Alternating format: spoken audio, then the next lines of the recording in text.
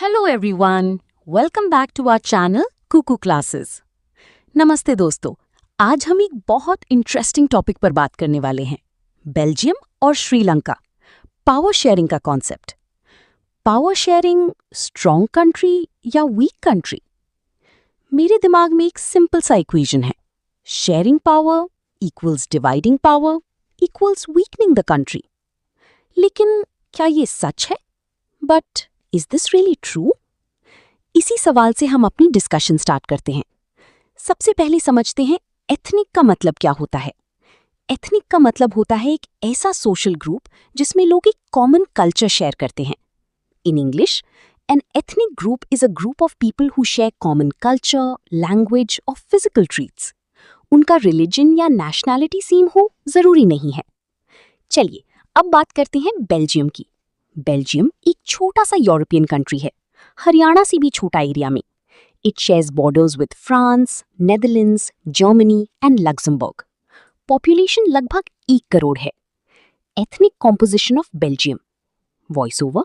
Belgium की population काफी diverse है। 59% लोग डच, फ्लेमिश बोलते हैं, 40% लोग फ्रेंच, वलोनिया बोलते हैं, 1% लोग जर्मन बोलते हैं। कैपिटल ब्रसल्स में सिचुएशन और इंटरेस्टिंग है। 80% French speakers, 20% Dutch speakers. Dutch speaking लोगों में रिजेंटमेंट डेवलप हुआ। 1950-60s में दोनों कम्युनिटीज के बीच टेंशन बढ़ गया, स्पेशली ब्रसल्स में प्रॉब्लम और सीरियस हो गई। मेजॉरिटी कंट्री में थी बट माइनॉरिटी कैपिटल में। अब कंपेयर करते हैं श्रीलंका से। श्रीलंका एक आइलैंड नेशन है, तमिलनाडु के पास। पॉपुलेशन लगभग 2 करोड़ है। Ethnic groups in Sri Lanka. Sri Lanka में मेन ग्रुप्स हैं 74% सिन्हाला स्पीकर्स, 18% तमिल स्पीकर्स। तमिल्स के भी 2 टाइप्स हैं, Sri Lankan Tamils, Indian Tamils. Religion distribution. Religion भी डिवाइड क्रिएट करता है। Sinhala mostly Buddhists, Tamils mostly Hindus और Muslims, 7% Christians. Possible conflict situation. सोचो अगर मेजॉरिटी अपनी पावर मिसयूज करे। In Belgium Dutch majority French majority को डोमिनेट कर सकती थी। इन श्रीलंका सिन्हाला मेजॉरिटी पूरे देश पर अपनी विल इंपोज कर सकती थी। ऐसी सिचुएशंस में कंट्री डिवाइड भी हो सकता है। तो अब सवाल ये है, क्या पावर शेयर करना कंट्री को वीक बनाता है या फिर स्ट्रॉन्ग? इसी का आंसर हम नेक्स्ट वीडियो में एक्सप्लोर करेंगे। फायर। हेलो दोस्तों, welcome back to the channel. आज हम समझेंगे एक important topic, majoritarianism in Sri Lanka. Sri Lanka एक आइलैंड कंट्री है जो 1948 में इंडिपेंडेंट हुआ था। Sri Lanka became independent in 1948। यहाँ 2 मेजर कम्युनिटीज थीं, सिन्हाला और Tamil. The Sinhala community was in majority while Tamils were a minority. Majoritarianism का मतलब होता है मेजॉरिटी अपनी मर्जी से रूल करे, चाहे माइनॉरिटी के इंटरेस्ट्स इग्नोर हो जाएं। 1956 में एक लॉ पास हुआ जिसमें सिन्हाला को ही ऑफिशियल लैंग्वेज बना दिया गया। In 1956 Sinhala was declared the only official language, ignoring Tamil. Government ने जॉब्स और एजुकेशन में भी सिन्हाला लोगों को प्रेफरेंस दिया। Sinhala applicants were given preference in jobs and universities. New constitution ने बुद्धिज्म को स्पेशल प्रोटेक्शन दिया। The constitution gives special status to Buddhism. इससे तमिल कम्युनिटी को लगा कि उनके साथ अनफेयर हो रहा है। Tamils felt they were being discriminated against and ignored. Tamils ने डिमांड की तमिल लैंग्वेज को रिकग्निशन मिले, इक्वल अपॉर्चुनिटीज मिली और रीजनल ऑटोनॉमी मिले। लेकिन उनकी डिमांड्स बार बार रिजेक्ट हो गई। There demands were repeatedly denied.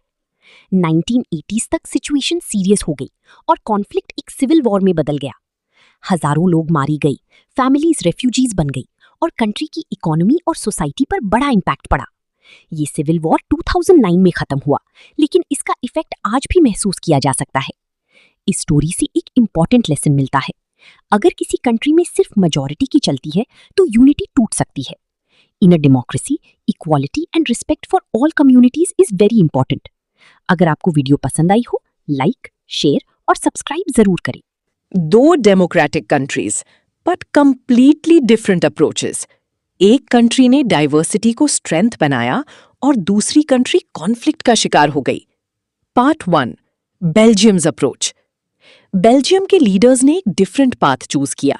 उन्होंने ये रियलाइज किया कि कंट्री में रीजनल डिफरेंसेस और कल्चरल डाइवर्सिटी एग्जिस्ट करती है। 1970 से 1993 के बीच बेल्जियम ने अपनी कॉन्स्टिट्यूशन को 4 टाइम्स अमेंड किया ताकि हर कम्युनिटी पीसफुली साथ रह सके। Equal representation. बेल्जियम की कॉन्स्टिट्यूशन के अकॉर्डिंग सेंट्रल गवर्नमेंट में डच स्पीकिंग और फ्रेंच स्पीकिंग मिनिस्टर्स की नंबर इक्वल होगी। इसका मतलब क्या हुआ? कोई भी एक कम्युनिटी अपने आप डिसीजंस नहीं ले सकती। Power to state governments. Belgium ने सेंट्रल गवर्नमेंट की मेनी पावर्स स्टेट गवर्नमेंट्स को दे दी और इंपॉर्टेंट बात यह थी कि स्टेट गवर्नमेंट सेंट्रल गवर्नमेंट के अंडर नहीं थी, यानी real power sharing. Separate government for Brussels. Brussels, जो बेल्जियम की कैपिटल है, उसके लिए सेपरेट गवर्नमेंट बनाई गई। यहां दोनों कम्युनिटीज को इक्वल रिप्रेजेंटेशन दिया गया। Community government.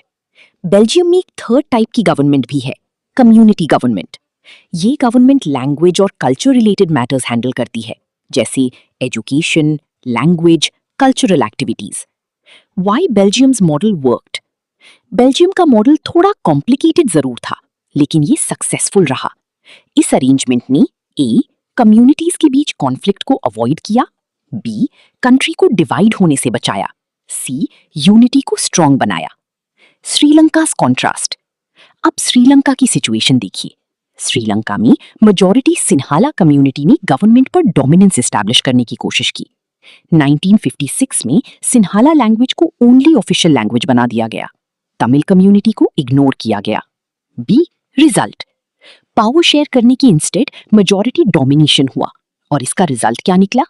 ए, conflict, B, tensions, C, civil unrest, D, national unity weak हो गई। तो हम क्या सीखते हैं? बेल्जियम हमें सिखाता है कि रिस्पेक्टिंग डाइवर्सिटी स्ट्रेंथन्स यूनिटी, और श्रीलंका हमें वार्निंग देता है कि जब मेजॉरिटी कम्युनिटी पावर शेयर नहीं करती तो कंट्री की यूनिटी डेंजर में आ सकती है। आई होप आपको ये टॉपिक इजी और इंटरेस्टिंग लगा होगा। अगर वीडियो हेल्पफुल लगी हो तो लाइक करिए, शेयर करिए और चैनल को सब्सक्राइब करना मत भूलिए।